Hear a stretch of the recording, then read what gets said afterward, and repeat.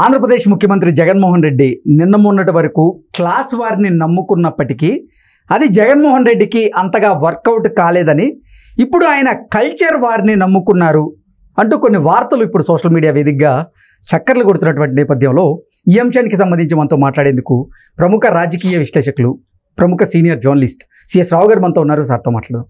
Sir నమస్తే. Sir నమస్తే sir. YCP అధినేత జగన్మోహన్ రెడ్డి నిన్న మొన్నటి వరకు క్లాస్ వారిని నమ్ముకున్నప్పటికీ ప్రయోజనం లేకపోయేసరికి ఇప్పుడు కల్చర్ వారిని నమ్ముకున్నారు అంటూ కొన్ని వార్తలు వస్తూ ఉన్నాయి. ఏంటి సార్ అసలు దీని మీద మీ విశ్లేషణ ఏంటి? ఇప్పుడు ఒకటి, ఆంధ్రప్రదేశ్ ముఖ్యమంత్రి జగన్మోహన్ రెడ్డి ఎప్పుడు నిత్యం ఆయన 24 గంటలు రాజకీయాల గురించి ఆలోచిస్తాడని చెప్పేసి మనం చెప్పడం కాదు. ఆ కొలకూరుపూడి శ్రీనివాస్ అనే ఒక అతను ఉన్నాడు. అతను ఒకసారి విశ్లేషణ చేశాడు, అది వైరల్ కూడా అయింది సోషల్ మీడియాలో. 2019లో ఆయన ముఖ్యమంత్రిగా ప్రమాణ స్వీకారం చేసినప్పటి నుంచి రాష్ట్రాన్ని ఏ విధంగా అభివృద్ధి చేస్తాం అనే ఆలోచన కాదు, మళ్ళా 2024లో ముఖ్యమంత్రి ఎలా కావాలనేది అప్పటి నుంచి ఆలోచిస్తుంటాడు. ఆయన ఆలోచించాడు. ఆయన పబ్జీలు ఆడుకోవడం కాదు, ఆయన తాడేపల్లి ప్యాలెస్ లో అందరూ అనుకుంటున్నట్టు పబ్జీలు ఆడుకునేటువంటి కార్యక్రమం కాదు. ఆయన ఎప్పటికప్పుడే చెస్ ఆడుతుంటాడు, రాజకీయాలు చెస్ గేమ్ ఆడుతుంటారు, రాజకీయ చదరంగం ఆడుతుంటారు. ఈ చదరంగంలో ఎవరెవరికి చెక్ పెట్టాలి, ఎవరికి మళ్ళా రాజు దగ్గరికి తీసుకురావాలి, ఇవన్నీ గేమ్స్ ఆడుతుంటారు. మీరు అనుకున్నంత అమాయకుడు కమల్ హాసన్ కాదు ఆయన అని చెప్పి ఆయన ఏదో ఒక విశ్లేషణ చేశాడు. అప్పటి నుంచి కొంతమంది జగన్మోహన్ రెడ్డి సెకండ్ యాంగిల్ ఏంటి అనేది కొంత చూడటం మొదలు పెట్టారు. పెట్టిన తర్వాత నిజమే కదా కొలకూరుపూడి శ్రీనివాస్ చెప్పింది అని చెప్పి అనిపించేలాగా కొన్ని సంఘటనలు ఉన్నాయి. వాటిలో ఇప్పుడు ఒకటి కల్చర్ వ్యవహారం తీసుకొచ్చారు. కల్చర్ వార్ ఏంటంటే ఆయన నమ్ముకుంది ఏంటంటే ప్రాంతాలు, కులాలు, మతాలు వీటి మధ్య దేశాలను రెచ్చగొట్టి వీటి మధ్య గ్యాప్ని తీసుకొచ్చి వీళ్ళంత వరకు భావోద్వేగాలను రెచ్చగొట్టి ఆ భావోద్వేగాల నుంచి ఓట్లని తీసుకోవాలి అనేటువంటిది కాన్సెప్ట్. అది ఎవరు చెప్పారో ఆయనకి ఐపాక్ చెప్పింది. ప్రశాంత్ కిషోర్ 2019లో చాలా క్లియర్గా 2019 ఎన్నికల్లో గెలిపించడానికి రకరకాల ప్రయత్నం చేసి ఆయన plan A, plan B, plan C అని చెప్పి మొత్తం ఆయన విడమర్చి చెప్పారు. విడమర్చి చెప్పినటువంటి క్రమంలో ఆయన లాస్ట్ ఎలక్షన్స్ లో అనుమానం వచ్చిందేమో, అందుకే బాబాయ్ మర్డరు తర్వాత కోడికత్తి ఈ బయటికి తీసుకొచ్చారు. అంటే అన్ని రకాలుగా ఏ చిన్న అంశాన్ని కూడా వదిలిపెట్టకుండా ప్రతిదాన్ని అనుకూలంగా మలుచుకునే ప్రయత్నంతో పాటు ఎట్టి పరిస్థితుల్లో గెలవాలి అనేటువంటి యాంగిల్లో ఏదైనా చేస్తాడు జగన్మోహన్ రెడ్డి అనేది ఒకటి వినిపిస్తూ ఉంటుంది. అందుకే విజయం అమెరికా పోయి వాళ్ళ మదరు నేను రానని చెప్పి దూరంగా వెళ్ళిపోయింది. వస్తే ఏమవుద్దో తెలుసు అని చెప్పి తెలుసు అందుకే రావట్లేదు ఆవిడ అని చెప్పి మంచి సోషల్ మీడియాలో కూడా చక్కర్లు కొట్టినటువంటి న్యూస్. సరే, అసలు ఇప్పుడు ఏంటి కల్చర్ వార్ ఏంటి? ఆల్రెడీ క్లాస్ వార్ అన్నాడు. క్లాస్ వార్ అని చెప్పి ప్రయత్నం చేశాడు. పెత్తందారులకి పేదలకి మధ్య పోటీ అని చెప్పి సిద్ధం సభలు మొత్తం కూడా అదే చెప్పుకుంటూ వచ్చాడు. ప్రతి మీటింగ్ లో అదే చెప్పుకుంటూ వచ్చాడు సంవత్సరం కాలం నుంచి. కానీ అది వర్కౌట్ అయినట్టు కనిపించట్లా. ఎందుకంటే ప్రశాంత్ కిషోర్ కూడా అదే చెప్పాడు, నార్త్ ఇండియాలో వర్కౌట్ అయినట్టు సౌత్ ఇండియాలో వర్కౌట్ కాదు క్లాస్ వారు, అక్కడైతే వర్కౌట్ అవుతుంది, ఉత్తర భారతదేశంలో దక్షిణ భారతదేశంలో వర్కౌట్ అయ్యేటువంటి అవకాశం లేదు, ఎట్టి పరిస్థితుల్లో జగన్మోహన్ రెడ్డి ఓడిపోవటం ఖాయం అని చెప్పి ఈ మధ్యకాలంలో ఆయన తన అభిప్రాయాన్ని ఇక్కడ హైదరాబాద్ కేంద్రంగా జరిగినటువంటి ఒక మీడియా వేదిక మీద నుంచి అనౌన్స్ చేశాడు. అప్పటి నుంచి జగన్మోహన్ రెడ్డి కూడా ఆలోచించినట్టున్నాడు. సో క్లాస్ వర్క్ వర్కౌట్ కావట్లేదని, క్లాస్ వర్క్ వర్కౌట్ కావట్లేదని సర్వేలు కూడా చెప్తున్నాయి. అసలు క్లాస్ వార్ తీసుకొచ్చి బూమరాంగ్ అయ్యాడు ఆయన. ఎందుకనంటే బూమరాంగ్ ఎందుకు అయ్యాడంటే ఉన్నోళ్ళకి లేనోళ్ళకి మధ్యలో, పెత్తందారులకి పేదలకి మధ్యలో పోటీ అని అంటే అసలు రిచెస్ట్ సీఎం ఎవరు భారతదేశంలో అంటే మొత్తం జగన్మోహన్ రెడ్డి అని చెప్పి అఫీషియల్ గా రికార్డ్స్ చెప్తున్నాయి. అలాంటప్పుడు నీకు పెత్తందారులకి పేదలకి మధ్య పోటీ అంటే జనం నమ్మాలి కదా, జనం నమ్మరు కదా. కోడే కూస్తుంది, నగ్న సత్యం, ఆన్ డాక్యుమెంట్ ఉంది. జగన్మోహన్ రెడ్డి భారతదేశంలో ఉండేటువంటి ముఖ్యమంత్రులు అందరిలో కల్లా ధనికుడు అని చెప్పి అందరు చెప్తున్నారు, కేంద్ర ప్రభుత్వం చెప్పింది. సో అలాంటప్పుడు ఈ ఎన్నికలు, రాబోయే ఎన్నికలు పేదలకి పెద్దలకి లేదంటే పేదలకి ధనికులకు మధ్య యుద్ధం అని చెప్పి ఆయన చెబుతుంటే ఎవరు సిద్ధంగా ఉండరు కదా నిజాలు తెలిసిన తర్వాత. అందుకని ఆయన అక్కడి నుంచి స్కిప్ అయిపోయి క్లాస్ వార్ నుంచి ఇప్పుడు కల్చర్ వార్కి వచ్చారు. కల్చర్ వార్కి ఎక్కడ వచ్చారు? ఇడుపులపల్లిలో వచ్చాడు లేటెస్ట్ గా. ఇప్పుడు మొత్తం ఫస్ట్ సిద్ధం సభలు పెట్టాడు. రాష్ట్రాన్ని 4 ముక్కలు చేశాడు ఆయన. బహుశా నేను అనుకుంటూ మళ్ళీ ఒకవేళ ఇన్ కేసు వస్తే కనుక రాష్ట్రాన్ని 4 ముక్కలు చేస్తారేమో ఆలోచనతో ఆయన 4 సిద్ధం సభలు పెట్టారేమో అనిపిస్తుంది.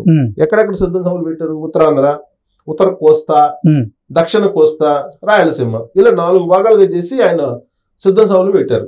బహుశా 4 రాజధానులు లేదంటే 4 రాష్ట్రాలు లేకపోతే 4 ప్రాంతాలుగా ఆయన విడగొడతారని తెలియదు. అంటే యాక్చువల్ గా ఆయన మధ్యలో గతంలో ఒకటి ఉంది అని అంటారు. ఏంటంటే ప్రాంతీయ మండళ్ళు అనేది ఒకటి ఏర్పాటు చేయాలి, 4 మండళ్ళు పెట్టాలి, ప్రాంతీయ మండళ్ళు 4 పెట్టి నలుగురికి 4 పంచాలి అని చెప్పి. ఎవరెవరు నలుగురు? వైవి సుబ్బారెడ్డి, విజయసాయి రెడ్డి, సజ్జల రామకృష్ణారెడ్డి, పెద్దిరెడ్డి రామచంద్రరెడ్డి ఈ నలుగురికి 4 పంచాలి అనే ఆలోచన అప్పటి నుంచో ఉందని అంటారు. అది యాక్చువల్గా ఇంటర్నల్ గా చాలా కాలం పాటు చర్చ జరిగింది. అది ప్రాంతీయ మండలిని పెట్టి ప్రతి ప్రాంతీయ మండలికి ఒక చైర్మన్ ని పెట్టి వాళ్ళ ఆధ్వర్యంలో మొత్తం నడిపించాలి. సంస్థానాలు ఒక సంస్థానాలు ఉంటే సంస్థానాలకి రాజు ఒకళ్ళు ఉంటారు కదా. వైజాగ్ లో ఇప్పుడు 500 కోట్లు పెట్టి రిషికొండ మీద జగన్మోహన్ రెడ్డి కట్టించుకున్నారు కదా. మళ్ళీ అధికారంలోకి వస్తే అక్కడ ఆయన కూర్చుంటే కనుక ఈ ప్రాంతీయ మండళ్ళు ఎక్కడెక్కడ సిద్ధం సభలు ఎక్కడ పెట్టారో అక్కడ ప్రాంతీయ మండలి, ఎక్కడెక్కడ పెట్టారు సిద్ధం సభలు ఉత్తరాంధ్రలో అక్కడ ఏలూరు దగ్గర ఎక్కడ పెట్టారు. తర్వాత ఉత్తర కోస్తా ఎక్కడ శ్రీకాకుళం అనుకుంటా పెట్టింది ఫస్ట్ సభ. శ్రీకాకుళమో విజయనగరంలో పెట్టారు. విజయనగరం జిల్లాలో శ్రీకాకుళంలో పెట్టారు. తర్వాత ఉత్తర కోస్తా వచ్చేటప్పటికి గోదావరి జిల్లాలో ఎక్కడ పెట్టారు. దక్షిణ కోస్తా వచ్చేటప్పటికి ఇక్కడ పెట్టారు, ప్రకాశంలో పెట్టారు. రాయలసీమలో వచ్చేసి అక్కడ పెట్టారు. అంటే ఎక్కడ సిద్ధం సభలు పెట్టారు అక్కడ ఒక మండలాన్ని క్రియేట్ చేసి ఈ నలుగురికి పనిచేసేటువంటి కార్యక్రమం ఏదో ఒకటి ఉందని చెప్పి చెప్తూ ఉంటారు. సో ఇప్పుడు కల్చర్ వారు తీసుకొచ్చారు, దాన్ని మళ్ళీ ఇప్పుడు వెలుగెత్తారు.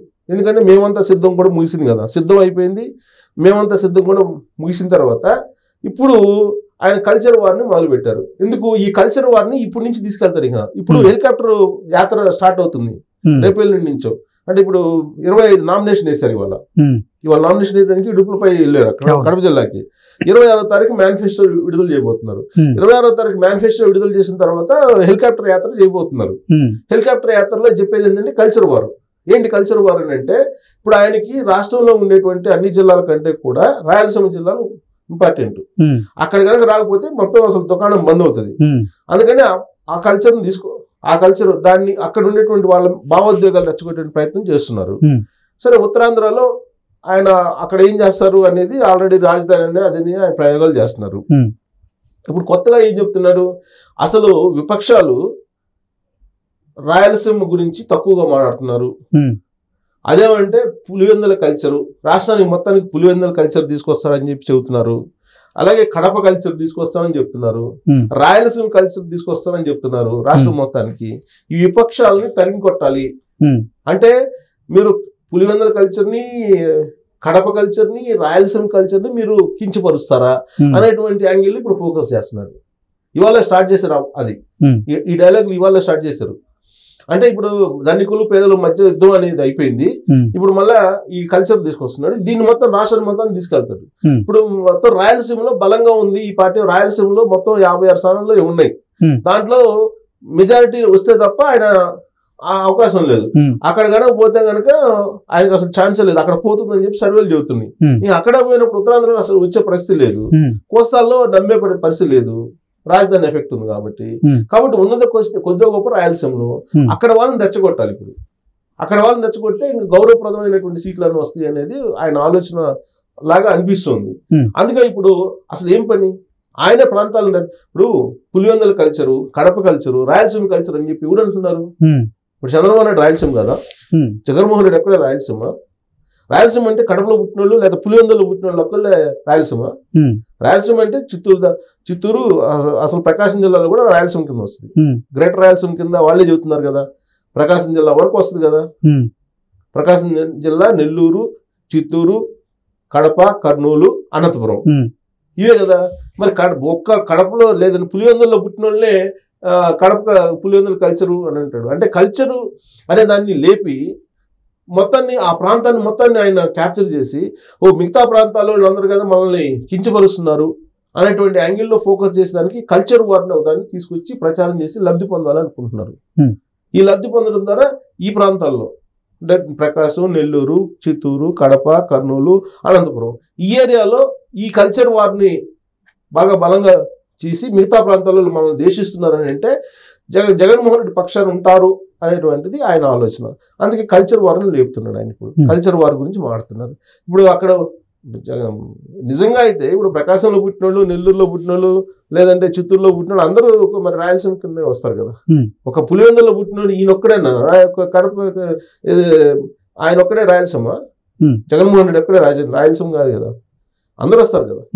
ఆయనేమో అలా కాదంట, చంద్రబాబు నాయుడిని రాయలసీమ అనకూడదు, నేను ఒక్కడే రాయలసీమ అన్నట్టుగా ఆయన చెప్తున్నాడు. ఆయన అంటే ఒక కల్చర్ వారు తీసుకొచ్చి లబ్ధి పొందాలి ఈ జిల్లాల్లో అనేది ఆయన ఆలోచన చేసి గౌరవప్రదమైనటువంటి సీట్లు పొందాలనే ఆలోచన. క్లాస్ వార్ పోయింది, ఇప్పుడు కల్చర్ వార్ తీసుకొచ్చారు. రాబోయే రోజుల్లో ఇంకా మరి ఏ వార్ తీసుకొస్తాడో మనకు తెలియదు. Okay sir, thank you so much.